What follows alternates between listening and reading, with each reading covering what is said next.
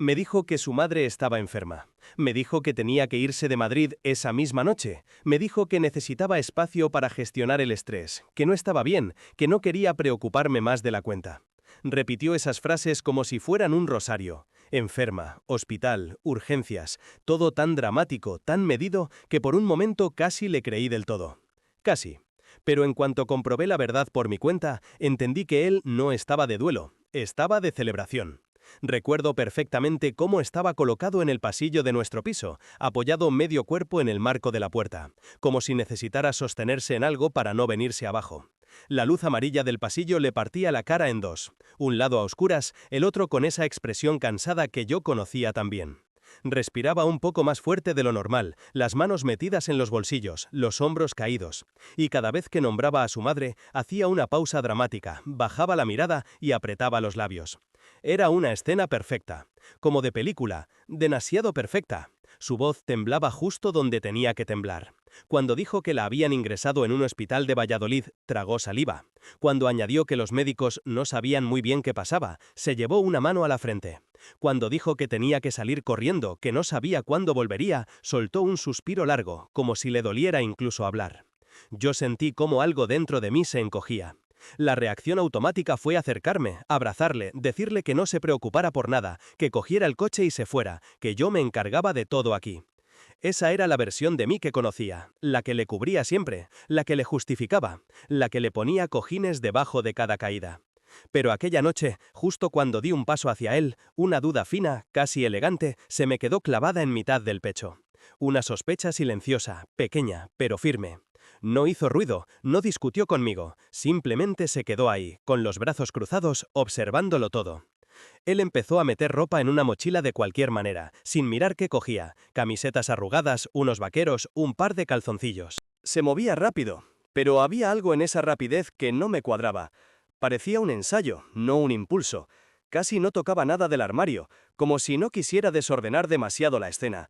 Me dio un beso rápido en la frente, casi sin rozarme, y murmuró que me quería, que en cuanto supiera algo me escribiría por WhatsApp, que estuviera pendiente del móvil. Lo dijo sin mirarme a los ojos. Tenía la vista fija en el suelo, como si hubiera una marca ahí que le señalara dónde colocarse. Luego cogió las llaves del coche, resopló, se colgó la mochila y salió por la puerta. El portal olía a lejía porque el vecino del primero siempre fregaba las escaleras por la noche. El ruido del portazo resonó más tiempo del que debía. Me quedé sola en medio del pasillo, oyendo cómo el ascensor bajaba planta por planta, hasta que el silencio volvió a ocuparlo todo. Durante unos segundos no pensé nada, solo escuché. El zumbido del frigorífico en la cocina, el tic-tac insistente del reloj del salón, el murmullo de un televisor encendido en casa de algún vecino. Madrid seguía, como siempre, ajeno a mis dramas. Repetí mentalmente sus frases. Mi madre está muy mal, me voy ahora mismo a Valladolid, no sé cuándo podré volver. Las palabras parecían correctas, pero la sensación que dejaban no lo era. Sonaban huecas, como si las hubiera usado demasiadas veces. Intenté quitarme la idea de la cabeza. Me dije que era injusto sospechar de alguien que te está diciendo que su madre está en el hospital. Me llamé paranoica a mí misma. Recordé que él también había estado a mi lado, cuando yo lo pasé mal, cuando me echaron de aquel trabajo, cuando tuve aquella bronca con mi padre. Me dije que estaba siendo cruel, que la duda era una falta de respeto hacia él y hacia su madre. Pero la duda no se movió. Al contrario, tomó asiento. Las horas empezaron a pasar y mi móvil seguía en silencio. Ni un audio, ni un "ya he llegado", ni siquiera un emoji de esos que él ponía siempre que no sabía qué decir. Nada. Cada pocos minutos encendía la pantalla, aunque no hubiera vibrado. Tenía la sensación de que, si no miraba, me perdería algo importante. A eso de medianoche, el salón estaba en penumbra. Solo la luz del edificio de enfrente se colaba por las persianas a medias. Yo estaba tumbada en el sofá con la manta hasta el pecho, pero no tenía frío. Tenía una especie de electricidad bajo la piel, un cosquilleo incómodo, como si el cuerpo supiera antes que la cabeza que algo no cuadraba. Abrí WhatsApp. Última conexión, hacía 5 horas. Eso no era raro en él. A veces se apagaba del mundo.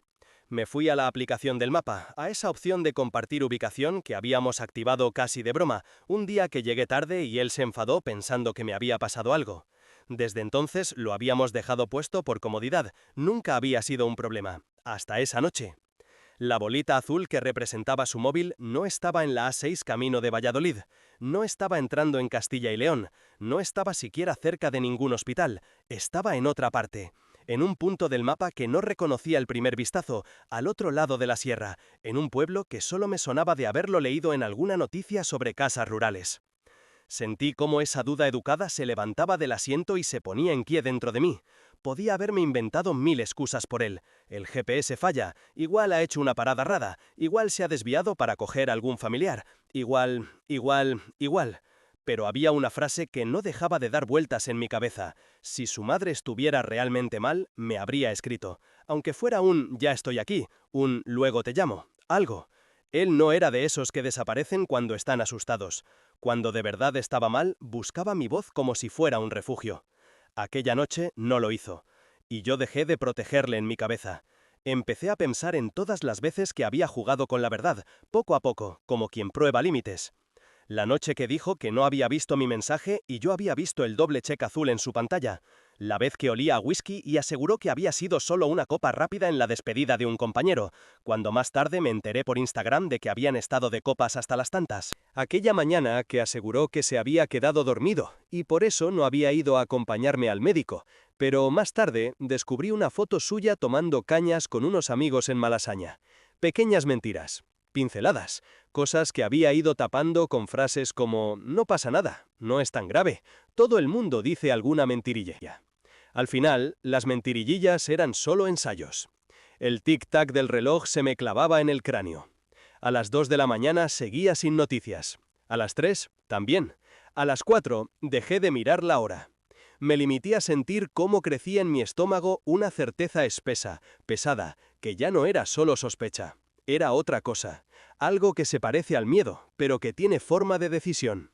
Me levanté del sofá cuando la oscuridad empezó a ceder y un tono gris azulado se coló por las ventanas. Fui al baño, me lavé la cara, me miré en el espejo. Tenía los ojos hinchados, pero no de llorar, de no parpadear, de estar demasiado atenta.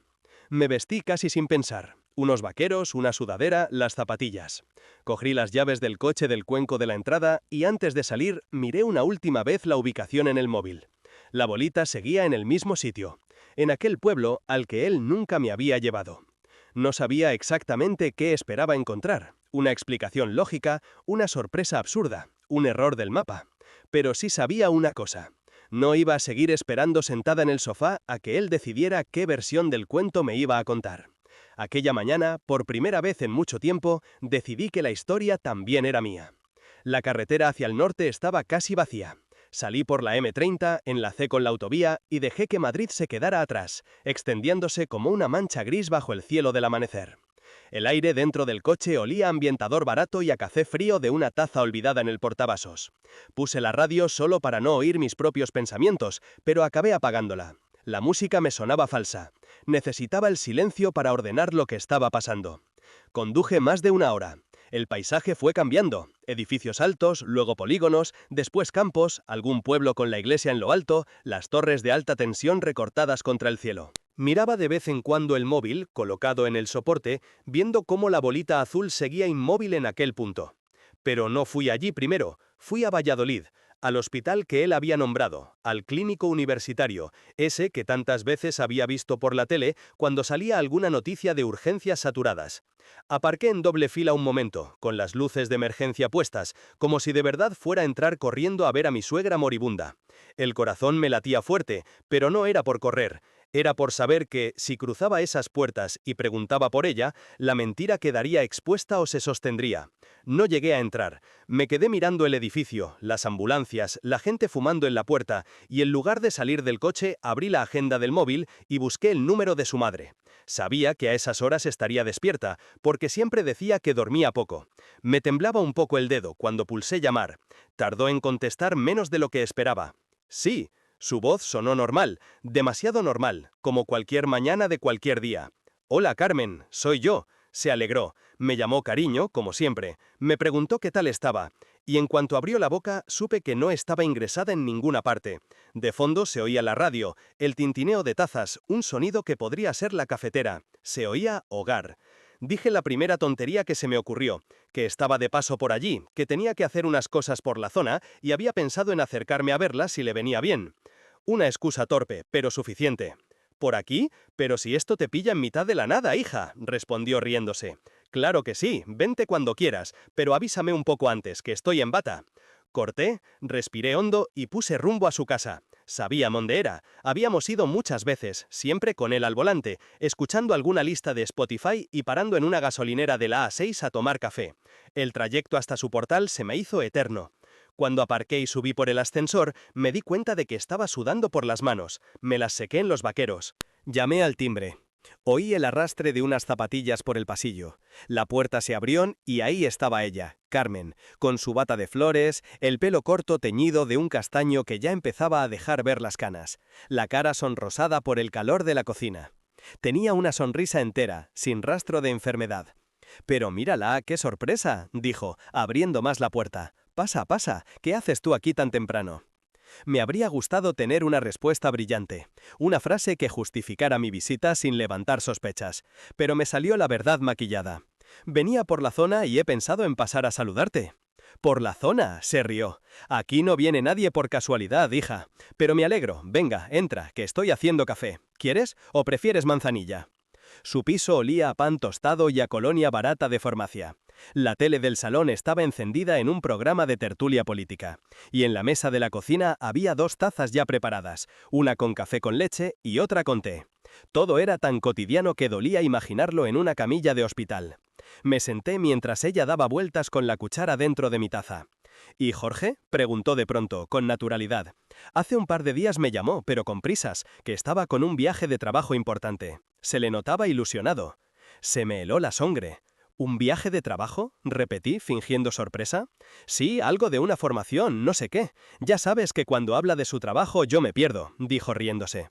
Parecía muy contento. Me dijo que estaba muy liado, pero que a ver si un fin de semana os escapabais para acá. Sentí cómo el cuerpo me pedía levantarse, gritar, tirar la taza contra la pared. Pero me mantuve quieta. Sujeté la taza con las 2 manos como si fuera lo único que me conectaba con la realidad. El calor de la porcelana me quemaba un poco las palmas. «¿No te ha llamado estos días?», pregunté, con la voz más tranquila de lo que yo me sentía. «No, pero tampoco me extraña. Cuando se mete en algo del trabajo desaparece», respondió ella. «Yo también». «¿Has pensado por qué estás tan esta tarde?», me dijo riéndose.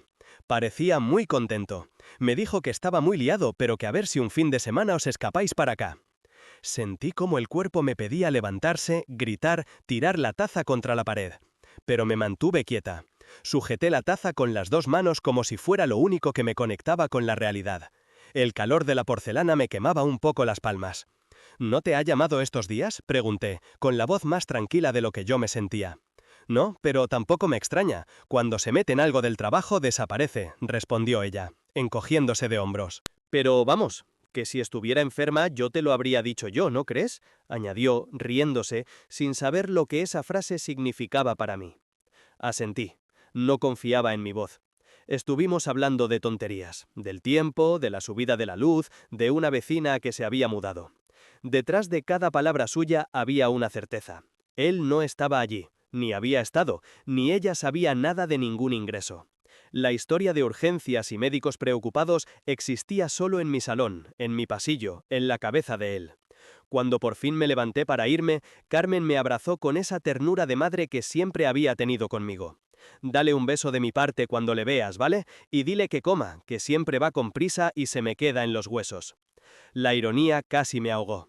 Bajé las escaleras sin coger el ascensor. Necesitaba movimiento, aire, algo que me ayudara a ordenar el ruido que tenía dentro. Al salir a la calle, el sol ya pegaba con fuerza. Los coches pasaban, un niño lloraba porque no quería entrar en el colegio, un perro ladraba desde un balcón. Todo seguía su curso mientras mi vida daba un giro silencioso. Me metí en el coche y cerré la puerta con fuerza.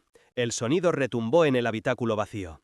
Me apoyé en el volante un segundo con la frente contra la piel fría del plástico y respiré hondo. Él había utilizado a su madre como coartada, a la mujer que ahora mismo estaría recogiendo las tazas de la cocina mientras tarareaba una canción antigua de la radio.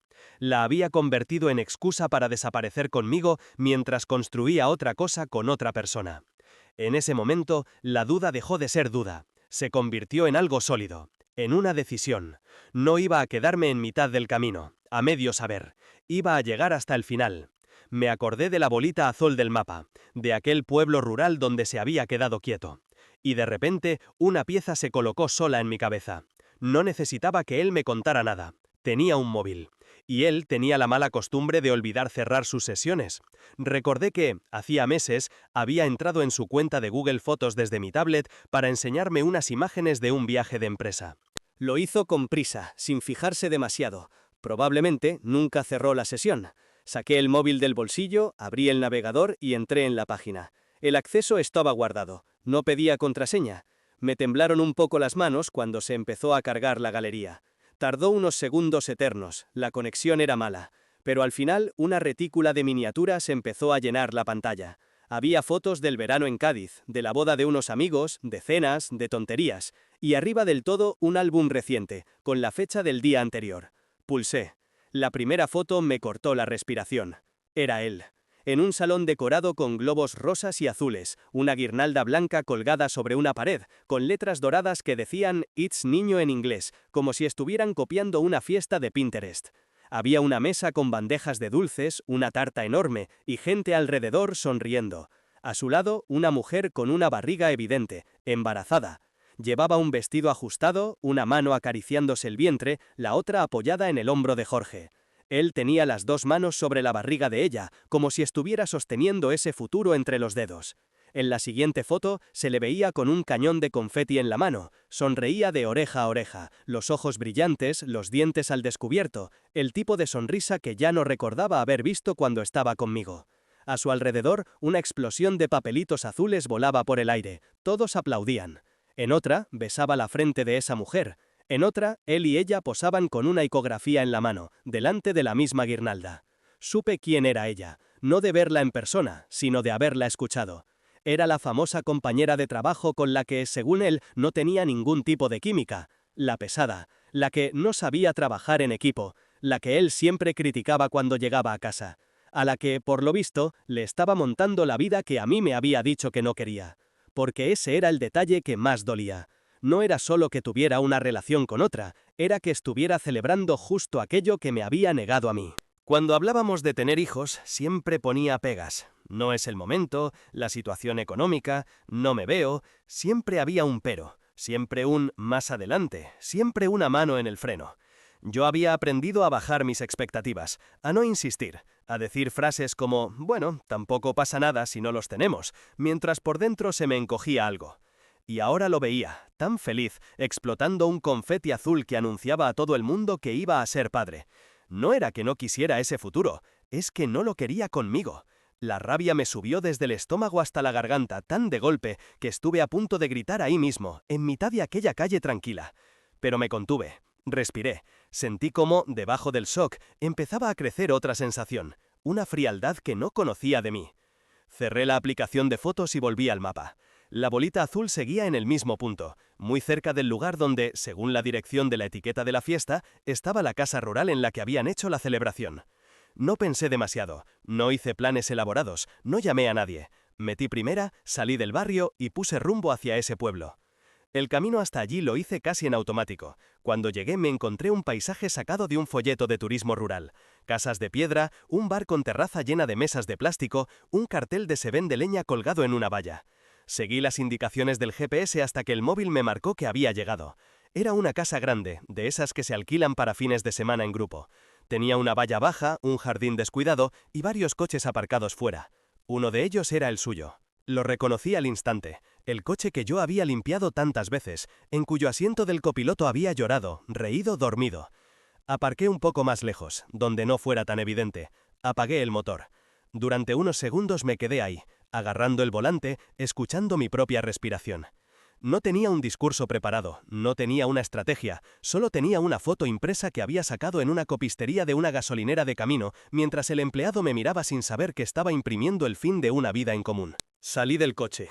El aire olía a campo húmedo y a chimenea.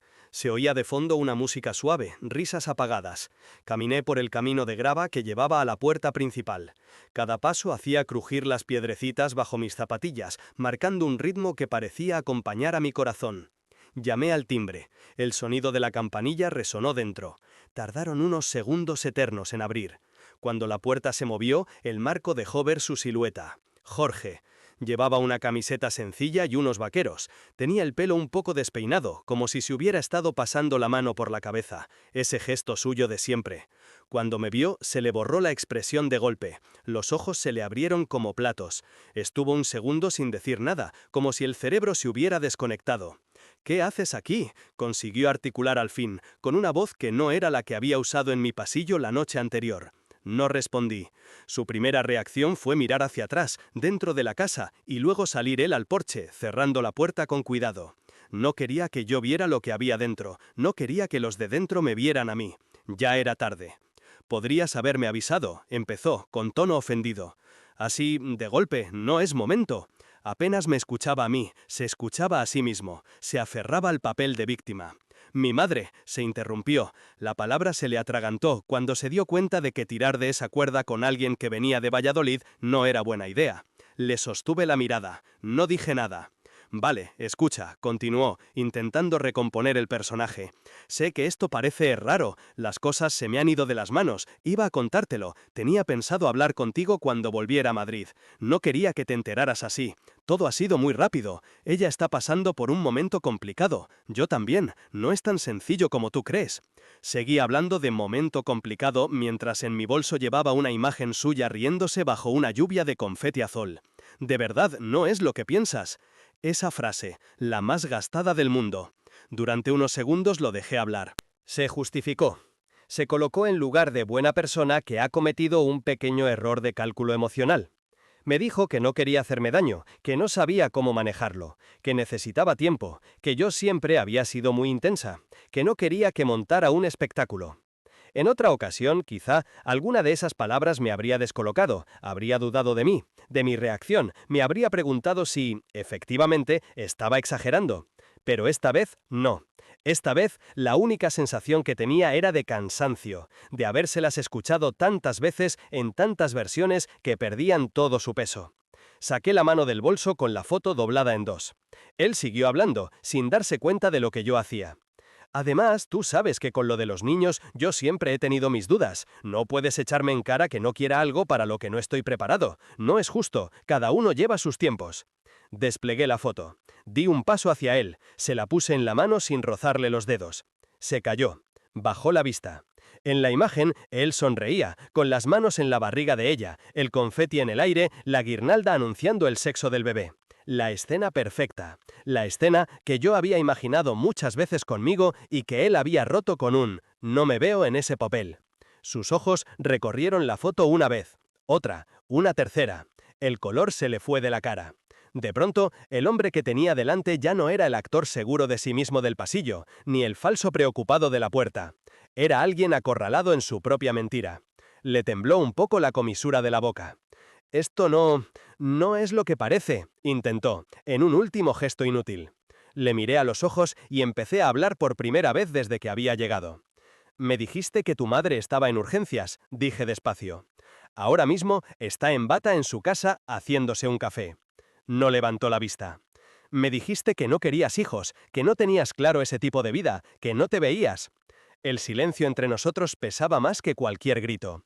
«Lo que no querías», añadí, sintiendo cómo cada palabra caía con una certeza nueva, era tener hijos conmigo. Levantó la cabeza entonces, con los ojos vidriosos. Había miedo ahí, y una especie de rabia infantil, como la de un niño al que han pillado con las manos en el tarro de galletas. «Te juro que no quería que te enteraras así», murmuró. «Todo estaba... no sé, era demasiado pronto para contártelo. No quería hacerte daño». «Me montaste un entierro», respondí con calma, «para celebrar un bautizo». No supe de dónde salió esa frase, simplemente apareció. Se llevó la mano libre a la cara. Respiró hondo, como si estuviera a punto de derrumbarse. «Dame una oportunidad de explicarlo», suplicó. «Solo una, te lo mereces». Negué con la cabeza. «Lo que yo me merecía ya no existe», dije. «Te lo has gastado en mentiras». Durante un segundo tuve la tentación de preguntarle cosas. ¿Desde cuándo? ¿Por qué con ella? ¿Qué le daba que yo no? Preguntas que, en realidad, solo engordan la herida. Me contuve. A esas alturas, las respuestas ya no cambiaban nada. Detrás de la puerta se oyó de nuevo una risa femenina, seguida del sonido limpio de unos cubiertos chocando con platos. Ese mundo seguía, aunque él estuviera plantado en el porche con la culpa en la mano. Su doble vida había echado raíces suficientes como para sostenerse sin mí. Guardé silencio. Él intentó poner la mano sobre mi brazo. La aparté. «Vuelve dentro», le dije. «No se vaya a enfriar la fiesta». La dureza de mi propia voz me sorprendió. No sonaba a mí. O quizás sí, pero a una parte de mí que no conocía porque nunca me había permitido usarla. Él abrió la boca, como si fuera a decir mi nombre, pero no salió nada. Me di la vuelta. Sentí sus ojos clavados en mi nuca hasta que crucé la valla. Cuando llegué al coche, tenía el pulso acelerado, pero la cabeza extrañamente despejada. No me giré en ningún momento. No necesitaba verlo regresar a esa casa para saber que lo haría. Encendí el motor y salí del pueblo sin mirar atrás. Conduje sin rumbo fijo al principio, dejando que la carretera me llevara. Pasé por delante de campos de trigo, estaciones de servicio, carteles que anunciaban pueblos que no conocía. La adrenalina se fue transformando poco a poco en una mezcla rara de agotamiento y alivio. Al cabo de un rato, tomé la salida hacia un área de descanso casi vacía. Aparqué frente a una hilera de árboles y apagué el coche. El silencio fue tan inmediato que me pitó un poco el oído. Me quedé quieta, con las manos en el volante, hasta que sentí que podía soltarlo. Entonces, por fin, empecé a llorar. No fue un llanto escandaloso, no hubo gritos ni golpes al salpicadero. Fueron lágrimas silenciosas, constantes, esas que te limpian por dentro tanto como escuecen. No lloraba solo por lo que había hecho él, lloraba por cada vez que yo había elegido no ver, por cada excusa que me había inventado, por cada conversación en la que había minimizado mis propias necesidades para no incomodarle. Lloraba por la versión de Mu que se quedaba en esa casa rural, esperando a que él saliera a explicarse, a prometer, a negociar. Esa versión que, esta vez, había decidido no existir. Cuando las lágrimas empezaron a secarse, sentí algo parecido a un vacío. Un hueco donde antes había estado él, sus planes, sus promesas a medias. Era incómodo, sí, pero también era real. Un espacio que, por primera vez en mucho tiempo, no estaba ocupado por sus caprichos. Monté de nuevo en el coche y puse rumbo a Madrid. El cielo se había nublado un poco, pero la luz seguía siendo clara. A medida que me acercaba a la ciudad, empecé a notar que el nudo del estómago se deshacía, dejándome una sensación rara, como si hubiera sobrevivido a un accidente del que todavía no era del todo consciente. No quería volver directamente a casa, no aún. Aparqué en la casa de campo, en una zona tranquila, y me bajé. Caminé sin mirar el móvil, sin mirar nada, solo sintiendo el peso de mis pasos sobre la tierra. El olor a pino, el sonido lejano de algún niño, el rumor de la M30 de fondo. Madrid seguía siendo Madrid aunque mi vida acabara de romperse en dos. Me senté en un banco mirando al lago. El agua estaba casi quieta, apenas movida por el viento suave. Seguí respirando. 1, 2, 3 veces hasta que el pecho dejó de doler tanto. Pensé en Jorge, en el chico que conocí en un bar de Lavapiés que se inventaba chistes malos para hacerme reír. En el hombre que, poco a poco, se había acostumbrado a que yo estuviera siempre para recoger sus pedazos mientras él iba esparciéndolos con ligereza.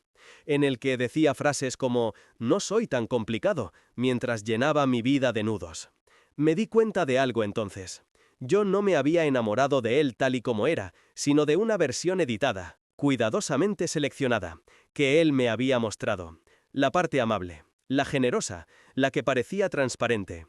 El resto lo había ido conociendo a ratos, casi por accidente, y cada vez que aparecía yo la maquillaba mentalmente para que encajara con la imagen que me convenía mantener. Pero el hombre que mentía sobre una madre enferma para poder irse a una fiesta de revelación de género con otra mujer, ese sí era él. No el de los chistes del bar, no el de los mensajes de «te echo de menos» cuando estaba borracho. El verdadero era el que había instalado la mentira en el centro de su vida, y la había defendido hasta el último momento. Me dolió, mucho, pero al mismo tiempo sentí una especie de liberación extraña, porque por fin estaba viendo al completo aquello de lo que me estaba separando. Dejé que ese pensamiento se asentara. No estaba perdiendo al hombre ideal, estaba perdiendo a alguien que se había beneficiado de mi capacidad de creer. El viento sopló un poco más fuerte y me movió un mechón de pelo de la cara. Lo aparté con la mano. Miré el reflejo del cielo en el agua. Me vino a la memoria una frase que había escuchado alguna vez. La verdad te hará libre. Siempre me había parecido una cosa de taza de desayuno, una frase bonita para poner en Instagram. Esa tarde, en ese banco, entendí otra versión. La mentira te mantiene entretenido, pero atado. La verdad, aunque entre como un golpe, al menos no te ata a alguien que ya se ha ido. Jorge ya se había ido de mí mucho antes de aquella fiesta, solo que yo me enteré tarde. Seguí sentada un rato más, sin mirar el reloj, dejando que mis pensamientos giraran hasta cansarse. No llegué a ninguna conclusión brillante, ni a ningún propósito heroico, solo a una certeza suave, casi tímida. Había una vida después de él. No iba a empezar al día siguiente, ni la semana siguiente, pero estaba ahí, esperándome, tan real como el tráfico de la ciudad, como el agua del lago, como el aire que entraba y salía de mis pulmones. Me levanté del banco. Cogí el móvil, vi la lista de notificaciones, mensajes de amigas, un par de correos del trabajo, alguna tontería de un grupo de familia. Nada suyo. Por primera vez, ese vacío en la pantalla me pareció una buena noticia. Guardé el móvil en el bolsillo y empecé a caminar de vuelta hacia el coche. Mientras avanzaba, repetí en mi cabeza casi como un mantra una frase que había surgido sola en el área de descanso, cuando secaba mis lágrimas. A veces, la vida que pierdes es la vida que nunca estuvo realmente hecha para ti. Y a veces, la verdad que más miedo te da es justamente la que te deja, por fin, salir de una historia que ya solo existía para mantenerte ahí. No sabía todavía cómo iba a recomponerme, no sabía qué iba a decirle a la gente, no sabía si algún día podría escuchar la palabra familia sin recordar aquella guirnalda dorada. Pero sí sabía algo. Prefería 1000 veces una soledad honesta en un piso pequeño de Madrid que seguir compartiendo cama con alguien que solo sabía estar entero en casas rurales ajenas y fotos con confeti azul. Ese pensamiento, raro y sereno, fue el que me acompañó cuando cerré la puerta del coche y puse rumbo a casa. No era consuelo, no era felicidad, era algo más básico. Era, simplemente, verdad.